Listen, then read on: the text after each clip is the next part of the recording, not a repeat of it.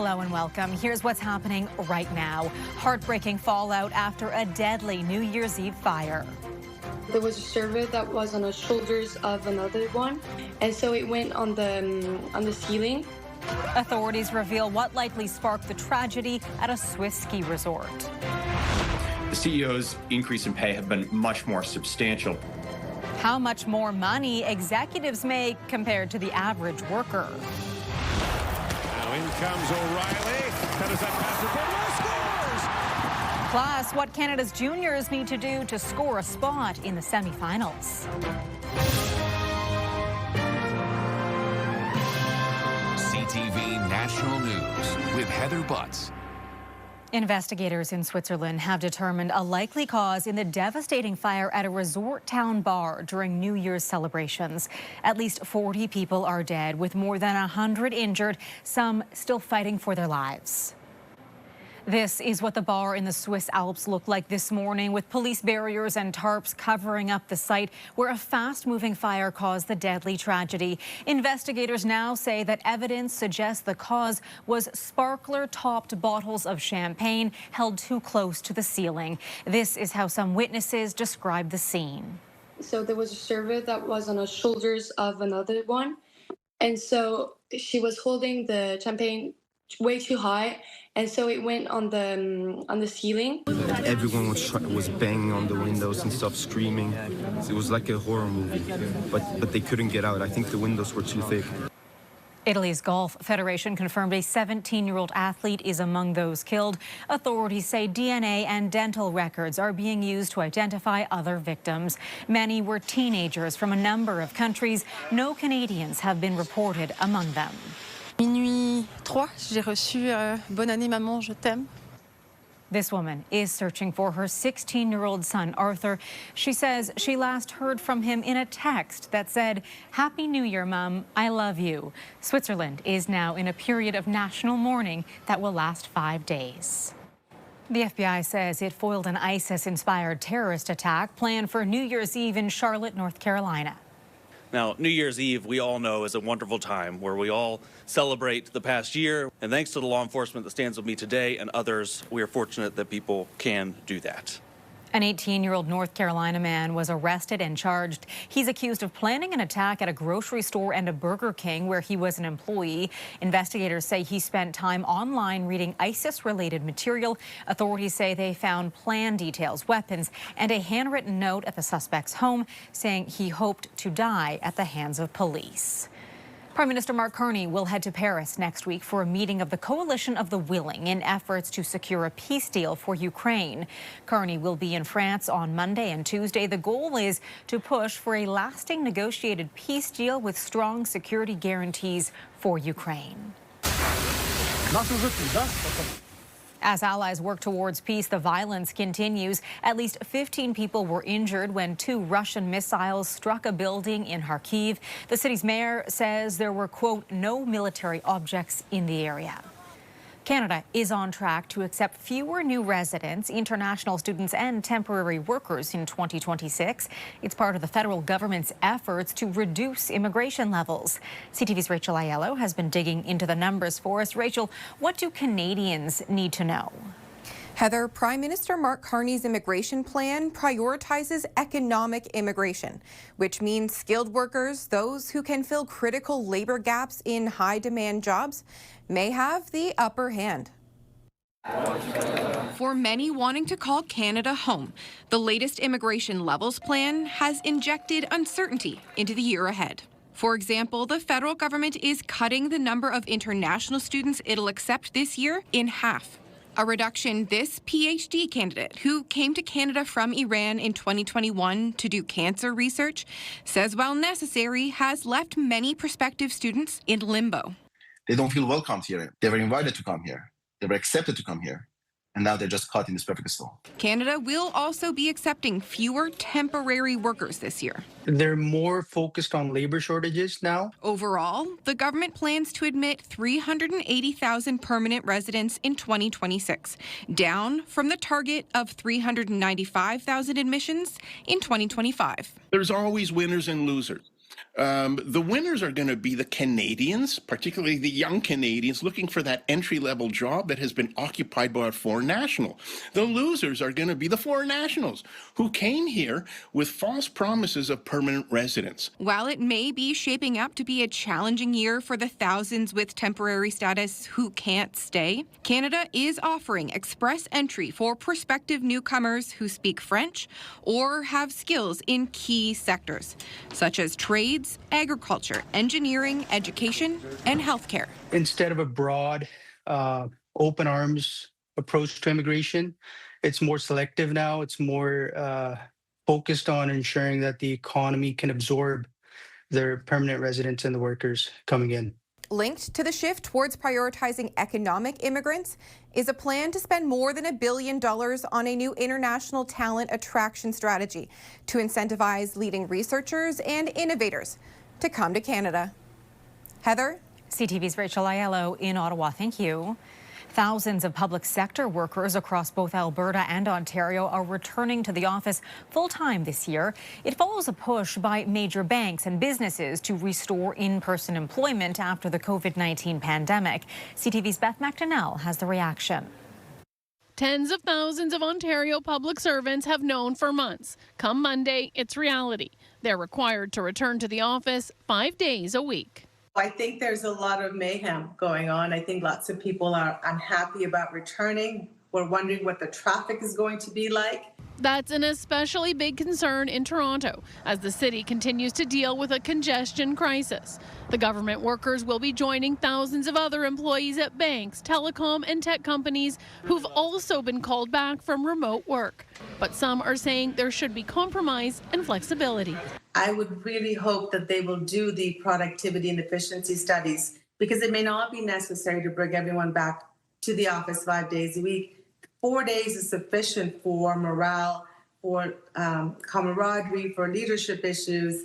I just don't think that we necessarily have to come back 5 days a week for certain positions. Others point to a sharp drop in daytime foot traffic among retailers and restaurants in the downtown core, which still haven't rebounded. But from the government's perspective, they're taking kind of a holistic approach to say, no, we got to come back to work.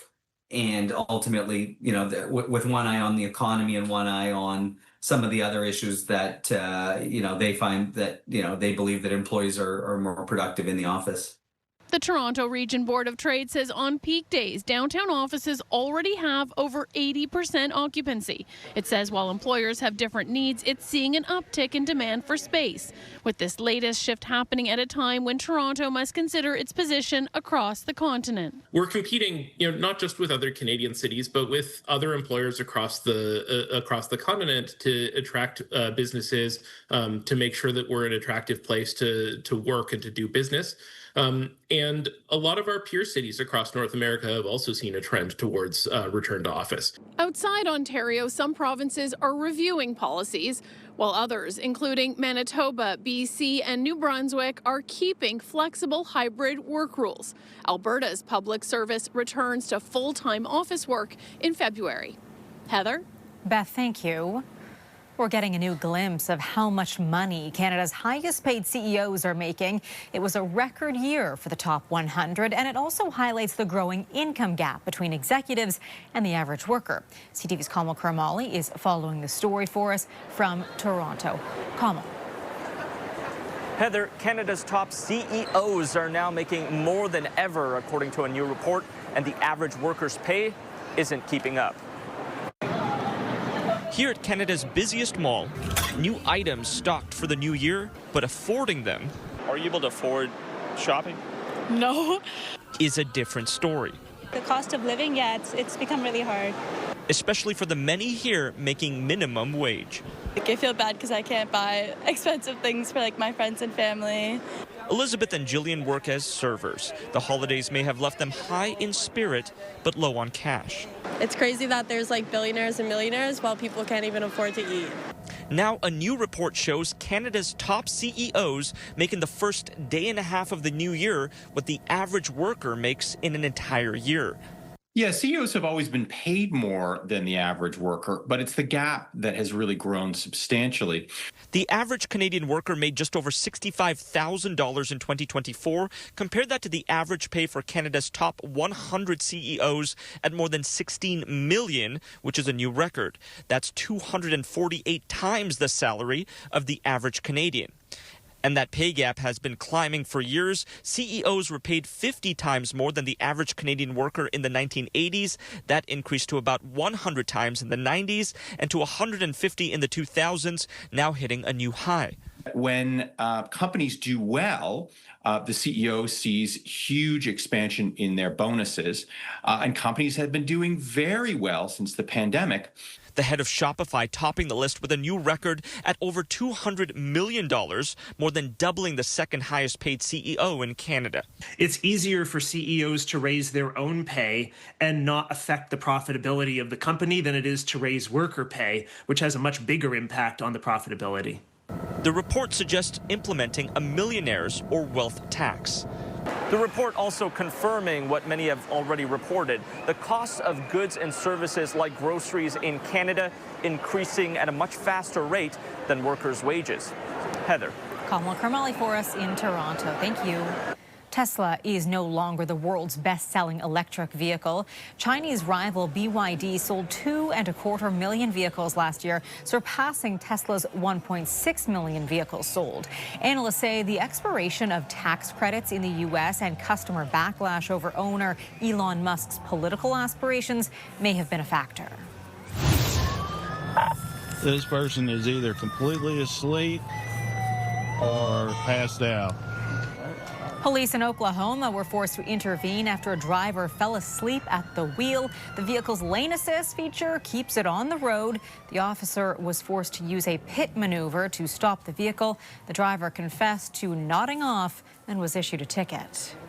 Police in Saskatoon will begin enforcing new powers to use breathalyzers at traffic stops without needing reasonable suspicion of impairment. CTV's Alison Bamford joins me now with the details on this.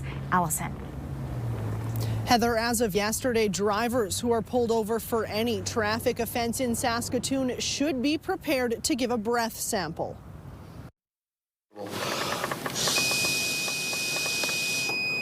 A brief blow to determine blood alcohol content. New year, new beginning, a new instrument and tool to use for the service. Mandatory alcohol screening is now routine at traffic stops in Saskatoon. The city police hoping it helps stop impaired driving after seeing cases increase in 2025. Unfortunately, it's a trend that's been going on for several years, and that is something that we have to make sure we look into and enforce for public safety.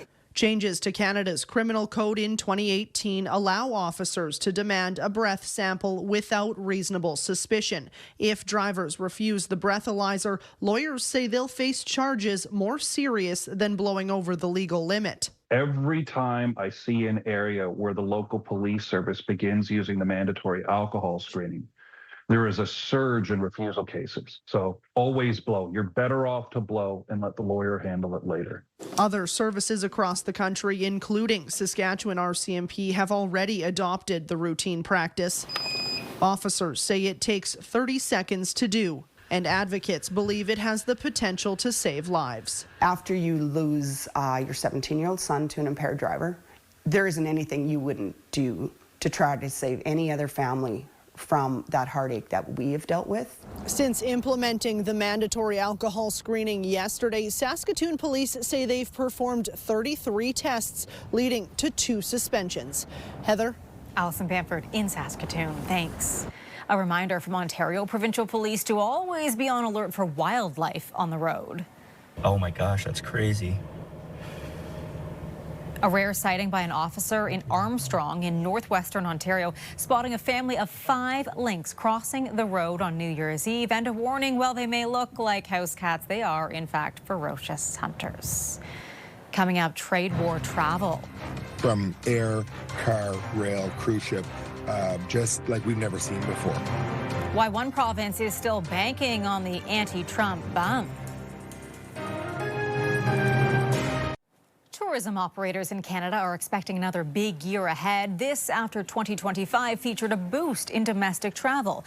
CTV's Paul Hollingsworth is looking into preparations and projections. Paul. Heather, on a frigid day like this, summer tourism seems far off, but some tourism operators are already looking ahead, planning for a busy summer season. All is quiet on the Halifax waterfront, but Dennis Campbell is still savoring the memories of last year's record-breaking tourism season. From air, car, rail, cruise ship, just like we've never seen before. Tensions between Canada and the U.S. resulted in many Canadians choosing to spend their vacation dollars closer to home. The Canada Strong Pass also had an impact, offering free or discounted admission to sites and landmarks across the country. Last year, Parks Canada provided the pass, which was linked to a 6.5% increase in Via Rail ridership, a 13% jump in visitors at Parks Canada sites, and a 15% increase in National Museum visits. The pass is available again in 2026. Campbell expects this year to be even busier than last year. Right now, our early numbers for 26 are really strong for domestic travel. An increase in tourism revenue has sparked the need to add more staff and expand infrastructure. This is the trend that we're seeing really right across Canada, so the economic impact is really, really nice. Dalhousie University professor Lauren Sheehan says the recent trend of cheaper gas is well timed for Canadians as they look to keep their travel habits north of the border. The gas prices falling for domestic short-haul travel is fantastic for as an incentive. It just makes the holiday or the trip much more affordable. The tourism operators are also forecasting a record-breaking cruise ship season for the Maritimes and Quebec. Last year in Halifax, more than 200 ships came to port, with even more expected in 2026. Heather. All right, Paul, thanks. Still ahead tonight, taking stock of Canada's economy with a new year of challenges ahead. It was a bumpy year for Canada's economy after Donald Trump's tariffs rocked the global status quo. Omar Sachedina sat down with CTV's chief financial correspondent Amanda Lang for her take on what's to come. Amanda, it's so great to have you here. You know, sometimes the economy is like the weather. There's the actual temperature, and then there is the real feel. And many Canadians right now are just feeling squeezed. So give us a state of the economy heading into 2026. Yeah, I like that analogy because it's true that the way that we measure it can say, well, actually, we're doing better than we thought, which is true, Omar. And a lot of Canadians will say, well, I'm not, and I don't feel that. And like the weather, it's different region by region. And it's really important to remember that it does matter where you live, what the job situation is, what the local economy is, because that's what affects us so deeply. What I would say is pleasantly surprised by 2025. You know, we had a trade war to contend with. Our economy actually proved to be more resilient than most people thought. And the fact that that showed up in jobs at the end of the year is really important for instilling confidence. What we'll be watching is, does that turn into business confidence in 2026? Will they start spending? Because when businesses spend, it actually feeds through to a whole bunch of other really important things. And we saw the governor of the Bank of Canada reflect some of those sentiments in his year-end comments. On a day-to-day basis, though, in terms of cost of living, things like mortgages, rents, grocery prices, wages, what does it mean for Canadians out there? It is such a mixed bag on affordability. We did get a read on inflation at the end of the year, and of course, it's stable, just as the Bank of Canada said. So they're holding the line because they think they're in a good spot. However, food prices continue to rise. And of course, we have to remember, when we say food prices are up 4.7% at the end of the year, that's on top of massive increases along the way. So we're still seeing big gains. We all feel that, right? And the more vulnerable you are, the more that hits your bottom line. So that's a big one. And then, of course, housing is the perennial one. We have seen rents come down, so there's some good news on that. They're not below 2019 levels, so we're still above. But there's a bit of pressure coming out. And I will say again, that big picture, if we're going to lump everybody together, wages have caught up. So the good news is, for a lot of people on aggregate, our wages have come now ahead of the pace of inflation. but it will be so individual. How do you feel is what matters. And what we've seen is that Canadians, when they have extra money, that we're actually saving it right now. So the question is, will we turn around and spend it? Another big variable, Amanda, from a market perspective is artificial intelligence, right? It's something we've been talking about so much this year. And there has been a lot of discussion about possibly this AI bubble bursting, as we've seen with previous tech bubbles in the past decades. What impact is that going to have? So this is an interesting one because a lot of the enthusiasm and the positivity in stocks is about AI, right? It's a handful of stocks, and the AI stocks are really leading the way higher, a chip stock, but also the AI companies. And for most people, that means the markets have gone up. If you have investments, you feel good about your investments. If it crashes, the opposite will happen. And even people that aren't deeply exposed to this will feel it. It feels bad when the market corrects. So we're watching it pretty carefully. There are people who say we've gone too far, it needs to pull back. I would say, though, I'm glad you brought up AI, because in 2026, for Canada, there are reasons to be optimistic about spending on this, on, kind of some positivity around what it might bring for businesses. Long term, there might be some negatives, but 2026 might be a good year for AI in Canada. So leaving the stock market aside and what might happen there, I'd say it's still a good news story. And speaking of next year, what are you most looking out for? We have to get a resolution on the trade deal, right? We have that July deadline, so it looms over us. Maybe we get something sooner. And again, back to the weather being variable, for steel and aluminum, lumber, cabinet makers, there's still very real tariff pain right now. Maybe we get resolution on that early in the year. I hope so. But really, clarity on our trade situation has to be something we get in 2026. Amanda, thank you so much for your insights this year, and happy holidays to you and your family. Happy holidays. Thanks. After the break, we'll check in with TSN's James Duthie as Canada enters the knockout round at the World Juniors. Fresh off a dramatic win over Finland on New Year's Eve, Canada's World Junior hockey team will take on Slovakia in a quarter-final matchup in Minnesota tonight. TSN's James Duthie is in Minneapolis for the big game. James, this team has battled through some tough competition so far, finishing top of their group. So what do you expect from them in the game tonight? Well, first of all, Heather, it's a massive game for Canada because they're always one of the favorites at this tournament. And the last 2 years, this is the round, this is the day where they were eliminated 2 years in a row by Czechia. And if you even go back 3 years in Halifax when they won the gold medal, they played this very team, Slovakia, in the quarters, and it took a heroic goal by Connor Bedard in overtime to beat Slovakia. So it's a massive game for Canada. Look, they're favorites. Slovakia has never beaten them at this tournament. 16 wins and a tie for Canada. But this Slovak team is really good. They almost beat the Americans. They almost beat the Swedes in the preliminary round. So could be a tougher game than you expect, but a huge game for Canada to finally get past that hump of the quarters. Absolutely an exciting game ahead. James, thank you so much. And of course, you can watch the game tonight on TSN. That is our newscast for this Friday. Thank you for joining us. I will be back later tonight with CTV National News at 11 for ongoing coverage of Canada's top stories. Tune into CTV News Channel. Your local CTV News starts right now.